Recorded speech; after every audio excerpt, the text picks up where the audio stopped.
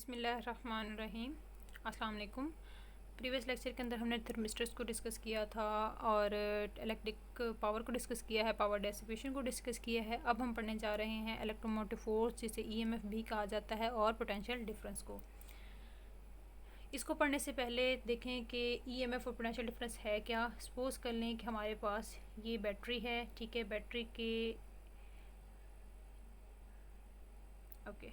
ये resistor R है, ये जो इसका पॉइंट है इसको ए का नाम दे दें, ये टर्मिनल जो है इसको बी का नाम दे दें, ठीक है। ये जो बैटरी का टर्मिनल है इसको पॉजिटिव, ये नेगेटिव, ठीक है। अब देखें कि जो ए टर्मिनल है वो बैटरी के पॉजिटिव टर्मिनल से कनेक्टेड है और बी टर्मिनल वो बैटरी के नेगेटिव टर्मिनल से कनेक्टेड है। अब यहाँ पे आप लोगों ने दो बातें समझनी हैं, एक ईएमएफ क्या है और दूसरा टर्मिनल पोटेंशियल डिफरेंस क्या है। ओके, अब ईएमएफ हम कहते हैं कि जो बैटरी के अंदर यूनिट पॉजिटिव चार्ज होता है उसको एनर्जी प्रोवाइड की जाती है ताकि वो एक्सटर्नल सर्किट में मूव कर सके, उसको हम क्या कहते हैं, ईएमएफ कहते हैं, ठीक है। ईएमएफ क्या होती है, वो एनर्जी जो कि पॉजिटिव यूनिट पॉजिटिव चार्ज को प्रोवाइड की जाती है, जो बैटरी प्रोवाइड करती है, उसको हम क्या कहते हैं, ईएमएफ कहते हैं। और टर्मिनल पोटेंशियल डिफरेंस क्या होगा, जब वो चार्ज मूव करेगा एक्सटर्नल सर्किट में तो वो डेल्टा क्यू, यहाँ पे सपोज कर लें 5 वोल्ट है, ठीक है। जब इस रेजिस्टर के क्रॉस गुजरेगा तो क्या होगा, उसका एनर्जी का कुछ लॉस होता है, तो ए और बी के दरमियान में क्या आ जाएगा, कुछ पोटेंशियल का डिफरेंस आ जाएगा, जिसे हम क्या कहते हैं, टर्मिनल पोटेंशियल डिफरेंस कहते हैं। अब देखें कि जो ईएमएफ है ये कोई फोर्स नहीं है, ये वोल्टेज ही है। ये वो वोल्टेज है जो बैटरी के अंदर होता है और वो ये चार्ज को एनर्जी प्रोवाइड करता है, ठीक है। ईएमएफ ये बैटरी के अंदर, और जो एक्सटर्नली टर्मिनल के दरमियान में होता है, रेजिस्टर के क्रॉस दो टर्मिनल ए और बी के दरमियान में जो चेंज आएगा हम उसको क्या कहते हैं, टर्मिनल पोटेंशियल डिफरेंस कहते हैं। तो ये दो बातें आप लोगों ने समझनी हैं। इसके बाद अब देखें कि ईएमएफ क्या है, the energy supplied by a battery to a unit positive charge is called electromotive force. ये वो एनर्जी है जो कि यूनिट पॉजिटिव चार्ज को प्रोवाइड की जाती है, उसे हम क्या कहते हैं, ईएमएफ कहते हैं। ये दूसरी डेफिनेशन इसकी देखें, the strength of such a force which maintain steady current across R resistance by continuously supplying power equal to that which is dissipated as a heat in the resistance is called electromotive force. अब जब circuit हम लोग बनाते हैं, ये जो circuit है वो कहते हैं कि इस रेजिस्टर के अक्रॉस एनर्जी का लॉस होगा, ठीक है। एनर्जी का अगर लॉस होता है तो करंट के जो कि स्टेडी करंट है उसमें वेरिएशंस आ सकती हैं। करंट मैक्सिमम हो सकता है, मिनिमम हो सकता है, तो अगर रेजिस्टेंस मैक्सिमम हो गया तो करंट मिनिमम हो सकता है। वो वेरिएशंस ना रहें, स्टेडी करंट ही रहे, तो क्या करती हैं कि जो बैटरी लगी हुई है ना, ये बैटरी मुसलसल वो जो चार्ज है डेल्टा की उसको एनर्जी प्रोवाइड करती रहेगी, ताकि यहाँ पे जो एनर्जी लॉस हो रही है in the form of heat, वो उसको बैटरी पीछे से प्रोवाइड करती रहेगी, और स्टेडी करंट इसके अक्रॉस भी क्या रहेगा, मेंटेन रहेगा। तो उसको भी हम क्या कहेंगे, ईएमएफ कहेंगे। अब देखें डब्ल्यू क्या है, ये एनर्जी है जो किसको प्रोवाइड की जा रही है, यूनिट पॉजिटिव चार्ज को प्रोवाइड की जा रही है।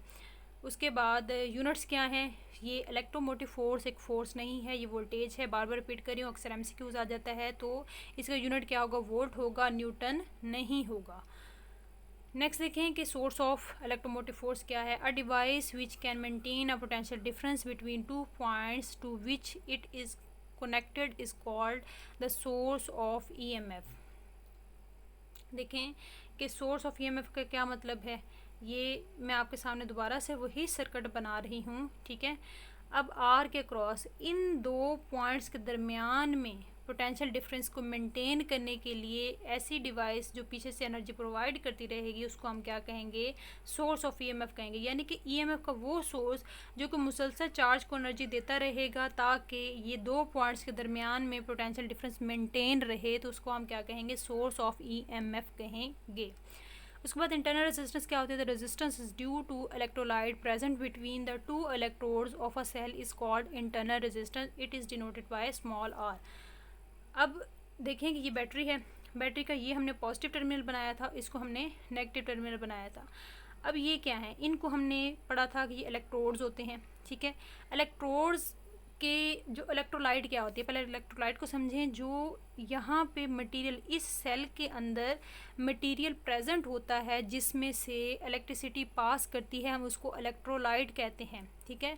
यानी कि इलेक्ट्रोड के नेगेटिव टर्मिनल से पॉजिटिव टर्मिनल तक चार्ज को, इसकी जो इंटरनल रेजिस्टेंस होती है, बैटरी है ना, बैटरी, ठीक है, बैटरी की ना अपनी एक इंटरनल रेजिस्टेंस होती है। यानी कि एक्सटर्नल सर्किट की रेजिस्टेंस को अगर हमने कैपिटल आर कहा है तो हम इसकी इंटरनल रेजिस्टेंस को स्मॉल आर से लिख देते हैं। मींस के एक्सटर्नल सर्किट की तो रेजिस्टेंस होती ही है, बट इंटरनल जो बैटरी लगाई हुई है उसकी अपनी भी कोई ना कोई रेजिस्टेंस होगी, जिसे हम क्या कहेंगे, स्मॉल आर से डिनोट करेंगे। उसके बाद देखें expression for electromotive force of a source. अब क्या है कि हमने जो बैटरी लगाई है, ठीक है, जो हमने बैटरी लगाई है, पॉजिटिव टर्मिनल, नेगेटिव टर्मिनल, ठीक है। अब वो कहते हैं कि इसके अंदर जो ईएमएफ है, सेल की ईएमएफ को हमने ई कह दिया और उसके इंटरनल रेजिस्टेंस को हमने स्मॉल आर कह दिया। To measure the potential difference V across the external circuit. अब हमने पोटेंशियल डिफरेंस मालूम करना है, किसमें, बाहर वाले जो एक्सटर्नल सर्किट है ये वाला, उसके अंदर मालूम करनी है। तो हम क्या करेंगे, उसकी रेजिस्टेंस को हमने कैपिटल आर कहा है, रेजिस्टेंस कैपिटल आर। अब वोल्ट मीटर और वोल्ट मीटर कनेक्ट किया है जिसकी इनफाइनाइट रेजिस्टेंस होती है, ठीक है। अगर वोल्ट मीटर की इनफाइनाइट रेजिस्टेंस है तो वो करंट को गुजरने नहीं देगा और बिल्कुल एक्यूरेट वोल्टेज मेजर करके देगा। Is connected in the circuit across the terminal of the cell. अब ये ज़रा सर्किट देखें, यहाँ पे क्या है कि ये बैटरी है, ठीक है, ये वोल्ट मीटर लगा हुआ है और ये एक्सटर्नल रेजिस्टेंस है। अब बैटरी क्या करेगी, चार्ज क्यू को एनर्जी प्रोवाइड करिए ताकि वो सर्किट में मूव कर सके। वोल्ट मीटर, अगर हमने वोल्टेज मेजर करना है तो हम क्या करेंगे कि वोल्ट मीटर लगाएंगे और वोल्ट मीटर की रेजिस्टेंस इनफाइनाइट होती है। आइडियल वोल्ट मीटर की रेजिस्टेंस इनफाइनाइट होती है, वो इसलिए रखी जाती है ताकि कोई करंट पास ना करे और हम वोल्टेज को एक्यूरेटली मेजर कर सकें। उसके बाद अब यहाँ पे देखें कि हमने क्या करने जा रहे हैं, हम करंट मेजर करने जा रहे हैं। करंट का आपको पता है कि फार्मूला होता है V इज ओम लॉ के according V is equal to क्या होता है, आई आर। यहाँ से अगर आप लोग आई निकालें तो क्या बनेगा, V बाई आर। अब वोल्टेज की हम यहाँ पे बात नहीं करें, हम EMF की बात कर रहे हैं, तो V की जगह क्या आ जाएगा, E आ जाएगा। और R, यहाँ पे दो रेजिस्टेंस एग्जिस्ट कर रही हैं, एक बैटरी की इंटरनल रेजिस्टेंस और एक सर्किट की एक्सटर्नल रेजिस्टेंस, ठीक है। तो यहाँ पे हम R की जगह R प्लस स्मॉल r लिखेंगे, ठीक है। अब इस इक्वेशन को देखें कि ये इक्वेशन क्या बनती है, I is equal to E by R plus R. इसको सिंप्लीफाई करेंगे तो E is equal to I R plus I R आ जाएगा। ये इक्वेशन आ गई है। इस इक्वेशन के बाद देखें ये जो लेफ्ट साइड है, ये जो E है, ये क्या कहती है कि जो left side of the equation is the EMF of the cell. ये वो EMF है सेल की which is equal to the energy gained by unit positive charge, जो कि मुसलसल चार्ज Q को क्या कर रही है, एनर्जी दे रही है as it passes through the cell from its negative to positive terminal. अब बैटरी है, ठीक है, बैटरी का ये नेगेटिव टर्मिनल है, ये पॉजिटिव टर्मिनल है। बैटरी के इस नेगेटिव टर्मिनल से पॉजिटिव टर्मिनल तक आने के लिए चार्ज Q को जो एनर्जी प्रोवाइड की जा रही है ये वो EMF है, ठीक है। और EMF की डायरेक्शन भी हमेशा नेगेटिव टू पॉजिटिव टर्मिनल ही ली जाती है। उसके बाद लेफ़्ट साइड हमने कहा कि ये EMF है, ये वो EMF है जो कि चार्ज Q को एनर्जी प्रोवाइड करी जा रही है, कहाँ से कहाँ तक आने के लिए, बैटरी के नेगेटिव टर्मिनल से पॉजिटिव टर्मिनल तक आने तक। उसके बाद जो राइट साइड है ये वाली, ये क्या है, the right side of the equation gives the energy dissipated as the current passed through the circuit. ये एनर्जी वो एनर्जी है जो कि डेसिपेट हो रही है। देखें जहाँ पे रजिस्टर लगा हुआ होता है ना, वहाँ पे एनर्जी का लॉस होता है, तो डेसिपेशन तो हो रही है। तो बेसिकली ये जो राइट हैंड साइड है ये वो एनर्जी की डेसिपेशन हो रही है जब करंट गुजरेगा रजिस्टर के अक्रॉस, ठीक है। उसके बाद अब टर्मिनल पोटेंशियल डिफरेंस क्या होता है, the potential difference across the terminals the load resistance when the current flow through the circuit. अगर हम सपोज करें जो सर्किट की जो बैटरी की इंटरनल रेजिस्टेंस को ज़ीरो कर दें तो ये इक्वेशन किसके इक्वल आ जाएगी, इसके इक्वल आ जाएगी, ठीक है। मींस के जो EMF है वो पोटेंशियल के इक्वल, टर्मिनल पोटेंशियल डिफरेंस के इक्वल आ जाएगी। उसके बाद देखें डिफरेंस देखना है हमने ईएमएफ में और पोटेंशियल डिफरेंस में।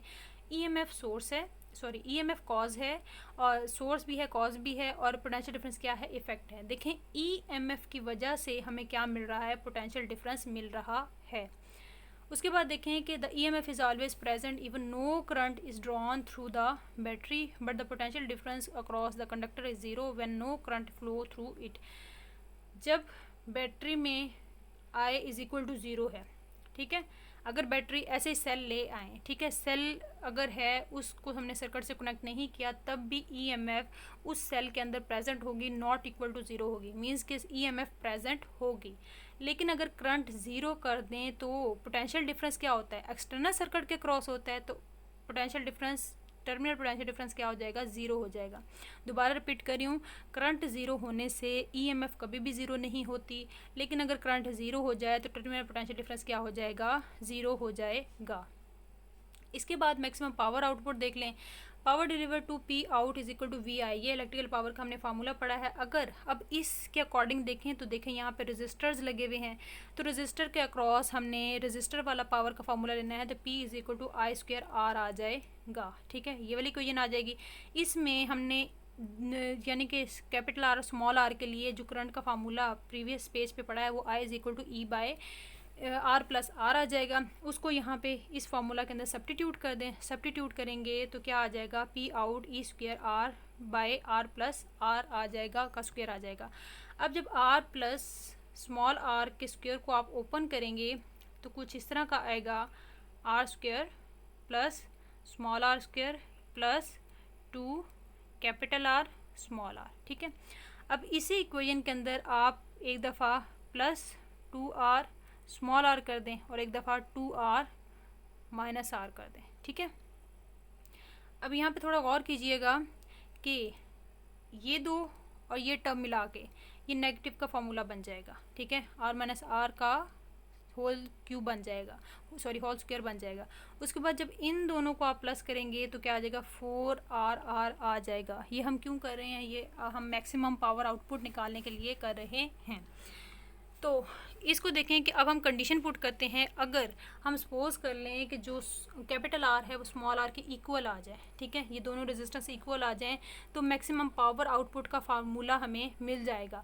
यहाँ पे सब जगहों पे क्या करें कि कैपिटल आर पुट कर दें, जहाँ पे स्मॉल आर आ रहा है वहाँ पे भी कैपिटल आर पुट कर दें, करेंगे तो ये फैक्टर कैंसिल हो जाएगा, ठीक है, और ये किसके इक्वल आएगा, E square R by 4r square आ जाएगा। तो ये स्क्वायर एक r से कट जाएगा तो हमारे पास जो फार्मूला रह जाएगा मैक्सिमम पावर आउटपुट का, P out is equal to E square by 4r आ जाएगा। यहाँ तक आपका लेक्चर कंप्लीट होता है। अगर कोई क्यूरी है तो वो आप लोग पूछ सकते हैं। अल्लाह हाफिज़।